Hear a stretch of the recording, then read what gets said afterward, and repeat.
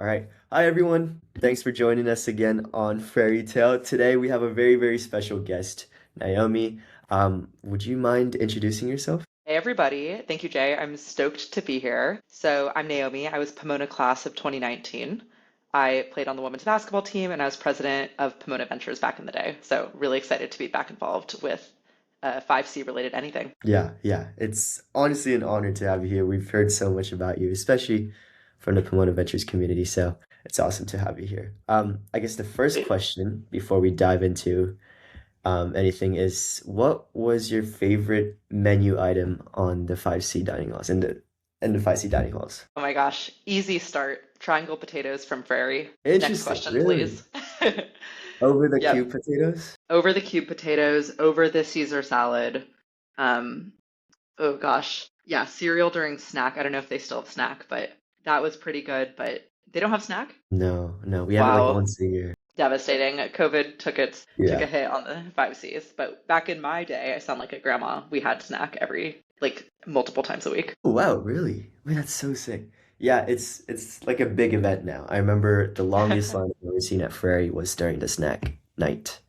We had it like once a year. But yeah. Anyways, So be it.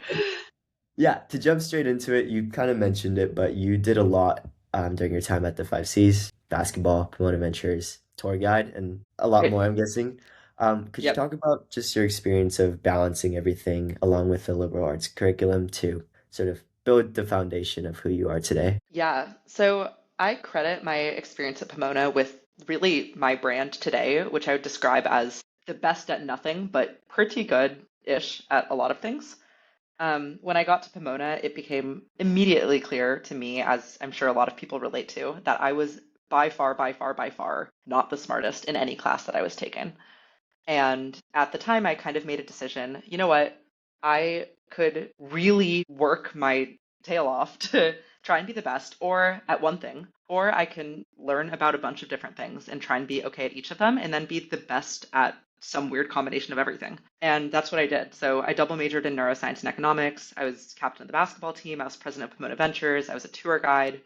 Um, in zero of those activities, I was the best, but I kind of developed a brand of being someone who can do a little bit of it all. And that brand carried me into my professional career where I've continued to do a little bit of it all. And frankly, I'm super happy with how I've developed over time and what that allows me to do and how unique I can be within a working environment today. Yeah, that's a great answer. I love that.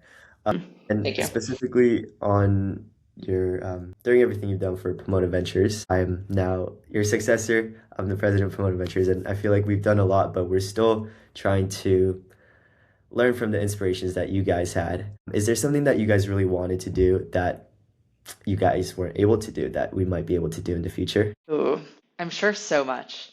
I think something that is both a benefit and a disadvantage of being at a school like Pomona is that when you have a club like Pomona Ventures, because we only have a few hundred students per class at Pomona, every year the whole standardization or like organization shifts as people go abroad and people graduate. So the disadvantage is you don't really have institutional knowledge that carries through, which can be really tricky because you're looking to inherit something and improve upon it.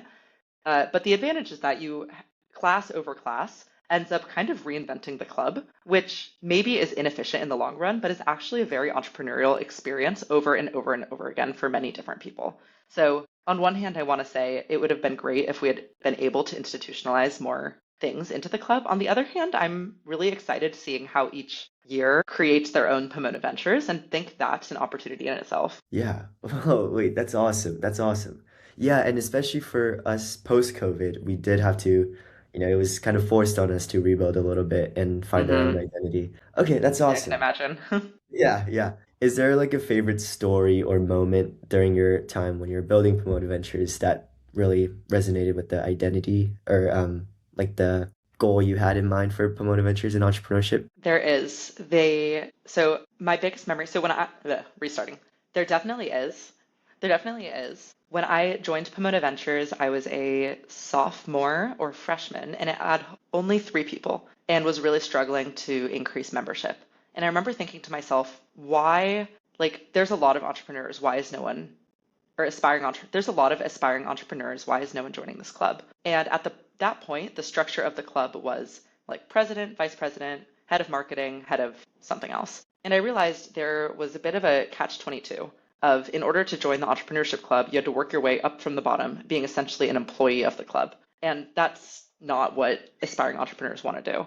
And so as I took over presidency with my friend Shreyas at that point, who I believe is also still involved greatly, we decided to reorient the singular pyramid into a bunch of different pyramids. And so rather than having a single president that runs everything, we would still have a president, but then we would have leads of different initiatives. And the different initiatives could be started by different members of the club, which meant that although a president might run ops and obviously lead the organization overall, many different people had the opportunity to have their own entrepreneurial endeavor as part of Pomona Ventures. And that restructuring allowed the club to expand from like struggling 3 people into like, I think we had like over 100 applications that next year, and we grew to like over 50 people really strong with multiple different leads of different groups. And a lot of those groups have continued to remain today because each structure was able to kind of do their own pass down process over time.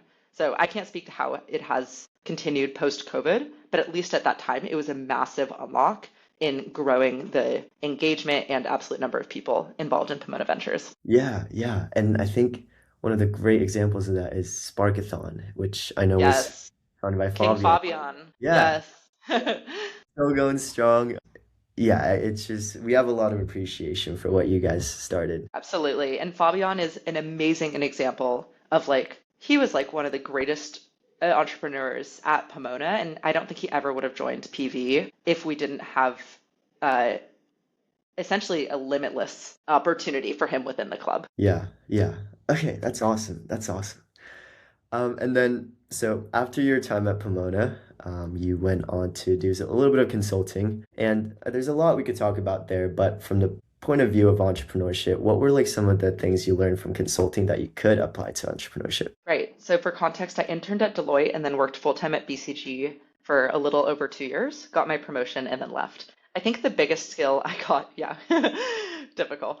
The biggest skill I got from consulting was how to work, which sounds really cheesy, but I take it very seriously. I remember when I was at Pomona, I was like, I feel smart and I'm ambitious and I'm excited to be entrepreneurial, but but I don't know how to work. Like when people talk about owning a work stream or like following through on a deliverable or launching a product, I felt like I was hiding a secret that I had no idea what that meant or how to do it. And that made me really insecure and nervous to take risks because I felt like while I might be smartish, I have no idea what to actually do. So being at consulting allowed me to develop a basic toolkit, both in terms of how to use Excel, how to use PowerPoint, how to send emails and how to lead meetings, as well as an overall understanding of just how industries develop strategies, turn those strategies into products, and then iterate on those products over time. And so that was a foundational knowledge base that was super critical for me as I eventually transitioned into actually working at a startup after BCG. Yeah, yeah. And actually, that's a really interesting point. What, and this question is sort of like the flip side of that. What do you think are the biggest differences between problem solving, sort of on a pitch deck with real clients and doing the work in next to them versus like doing the work like actually by yourself and like at a startup, I guess. hmm I think my biggest difference that I noticed was detail orientation and how perfect an output needs to be. So when I was in consulting, we were getting paid major money to ensure the most perfect possible outcome given the max possible amount of data that we could consume. And that was an extremely high standard. And accordingly, we were paid a lot, or the organization was paid a lot to do that.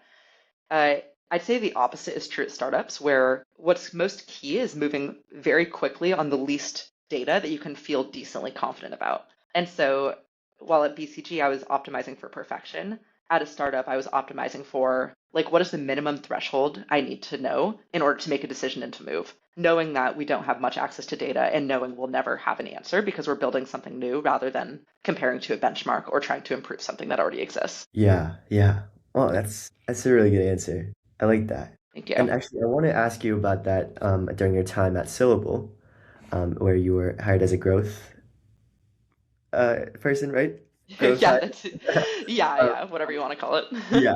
I'm curious. So, if you're operating on maybe a little bit amount of data that you still feel comfortable and confident in to produce results, was there ever a time like you sort of failed and things didn't go your way? Oh my gosh, so many times. I don't even know how to answer that question.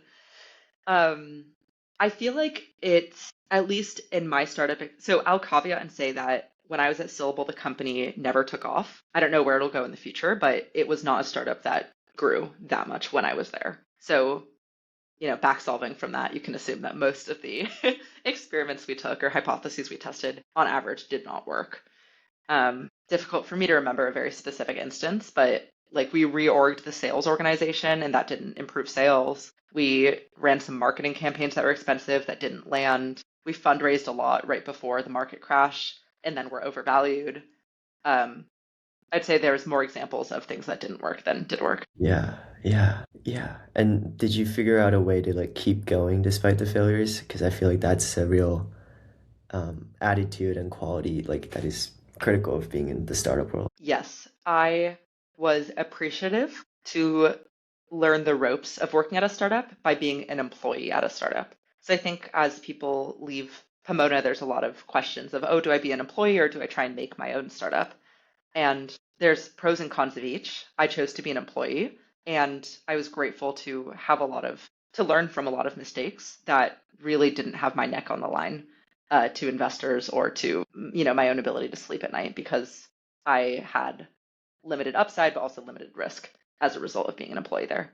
So I was able to keep going. I can imagine it is so much harder when you're actually the founder of a company and it's your baby. Yeah, yeah, for sure. Okay, and then I also want to talk about your time at Stanford. I know you've been there, so you're doing the master's in business, and tell me how it's going. Like, what's been like the most surprising thing? How have you found it so far? I've been loving being a business school student. So I started at Stanford GSB, or Graduate School of Business. We call it the GSB in 2024, and I'm about to graduate this June. It's been phenomenal. I think the business school experience is very similar to Pomona, actually, where there's a lot of learning for the sake of learning. Like, by definition, in order to get into a business school like Stanford, you almost don't need to go to business school, which is a funny quirk of going somewhere like Stanford or Harvard or whatever, is like you probably don't need to be there, which is why you got in. And so a lot of people, me included, are just exploring rather than what makes me money, what avenue to make money makes me happiest, and how can not just how do I succeed in a career, but how, like, what career what am I best able to succeed at while still living like a joyful life that I want? Yeah, well, that's like a life lesson. Yes, That's it really amazing. is. Was there like a relationship or a conversation or like a class you took that sort of made you realize that? Mm, I've been really focused on the soft skill classes. So you can choose to take like finance and coding, and I've really chosen to take not those. So a lot of my classes have been oriented around like how to work with other people, how to know what you're best equipped to do, how to lead. And within those, there's one class in particular, assessing and developing leadership, where we really thought about how to grow our own leadership and orient ourselves around kind of the channels we're best equipped naturally to succeed at. So I would probably credit that one class, but I've oriented my whole experience around developing these types of thoughts and skills. Yeah, that feels very Pomona-like, I feel like. Yeah, forever. And sort of the last thing I wanted to talk about was basically you're coming up on graduation. What's next? I know you're at your starting route, but could you tell us a little bit about what it is, where you hope it goes? Right. So I've done a mega pivot. Before Stanford, I was in AI, and now after Stanford, I'm on the founding team for a CPG Venture Studio. So we're investing in and originating consumer brands. So these brands could be literally anything. Think like hair care, supplements, chairs. I'm just naming random stuff. But whatever the opposite of AI is what I'm now working in. I feel a bit like a salmon swimming upstream, leaving AI in 2026, but I am so excited every day for the stuff that I get to think about and work on. I feel creatively stimulated and I feel really appreciated for my natural personality at work. And those were a lot of the goals I had for a career coming out of Stanford Business School. And so I'm, let's see, when I think about like aspirations, I want to feel like myself every day. I don't want to just live for the weekends, and I want to be happy as much as someone can be happy. I want to give back and, improve life for the people around me and like some larger cause at some point. And I'm hopefully positioning myself into a career path that can help me do that. But I would say that's kind of where I land. That's amazing. Yeah. It's definitely been a journey, as seen through my trillion pivots by the time before I'm even 30. But Yeah. This but last yeah. question, I'm actually super curious. You said you kind of feel like a salmon going upstream. What made you and your team sort of go against this whole AI wave and all the markets and investments going towards like the AI world? So um, I think that there are many, many, many, many ways to be successful and to make money. Certain directions get more funding at different times than others. Just because you don't work in an area that is really hot for funding right now doesn't mean you can't crush it in that area. I personally think that if you're thinking about yourself as an individual and you're trying to optimize for your career success, you are best, um, like what I would most recommend is figuring out what industry. Actually, let me zoom back a bit. So if you're an individual and you're trying to optimize for your career success and you're like a smart enough person and you just have that confidence, like I can do it, I just don't know how, then I would spend a lot of time thinking upfront, what industry, what type of people, what type of products do I go to bed at night and actually feel excited about? Because if you want to be an executive somewhere, you're going to need to think about it every second of your life. And so for me, I just was not thinking about tech and AI that much. And when I looked at the people above me at companies, I was like, and when I looked at the people above me at my AI startup, I didn't relate to them. I was like, I don't feel like I'm this person.